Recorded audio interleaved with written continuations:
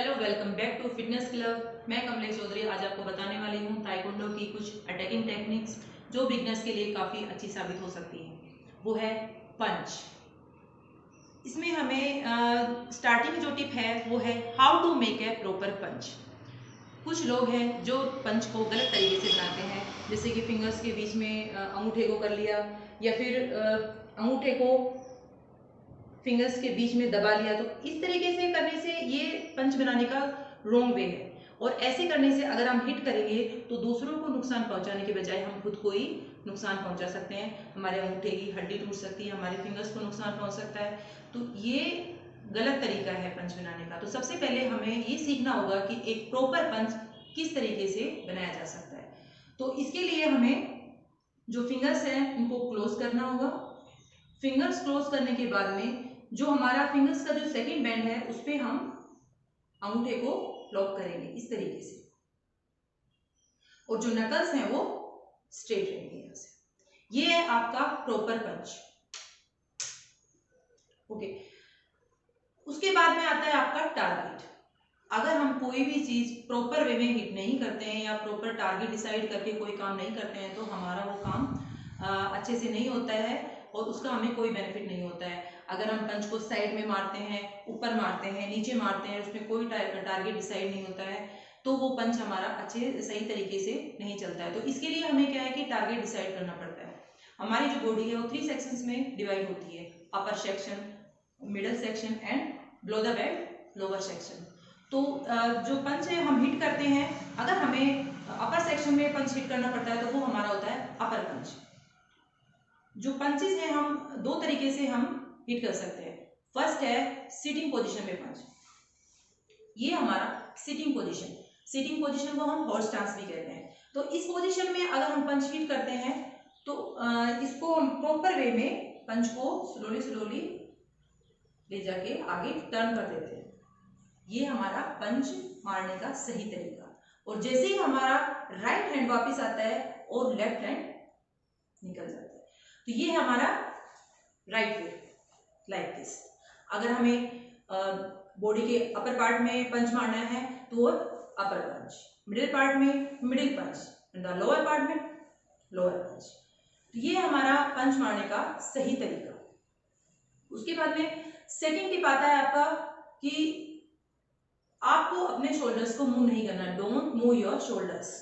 जब आप पंच हिट करते हैं तो कुछ लोग पंच हिट करते हैं तो शोल्डर्स को आगे कर लेते हैं, लाइक दिस।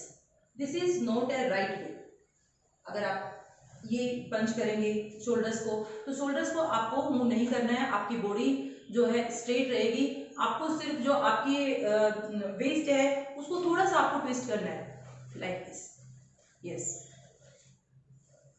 ये है आपका राइट वे। और उसके बाद में आपकी जो रिस्ट की पोजीशन होगी, रिस्ट की पोजीशन क्या होगी, जैसे आप पंच हिट करते हैं तो आपकी रिस्ट की पोजीशन बिल्कुल स्ट्रेट होगी, ना तो ये ऊपर होगी और ना ये नीचे की साइड होगी। अगर हम इस तरीके से पंच मारेंगे तो हमारी जो रिस्ट है उसमें फ्रैक्चर आ सकता है।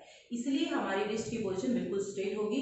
ये हमारा राइट वे, लाइक दिस।